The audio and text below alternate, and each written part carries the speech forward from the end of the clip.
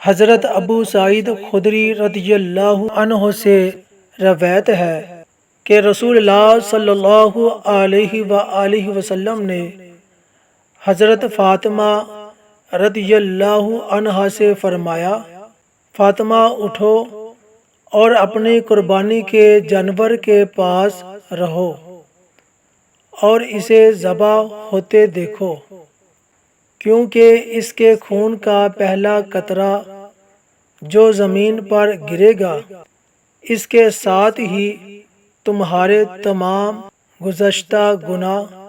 معاف ہو جائیں گے۔ حضرت فاطمہ نے سوال کیا، اے اللہ کے رسول صلی اللہ علیہ وآلہ وسلم، یہ فضیلت ہم اہل بیت خاندان نبوت کے لیے مخصوص ہے یا ہم اور تمام مسلمان اس کے مستحق ہیں؟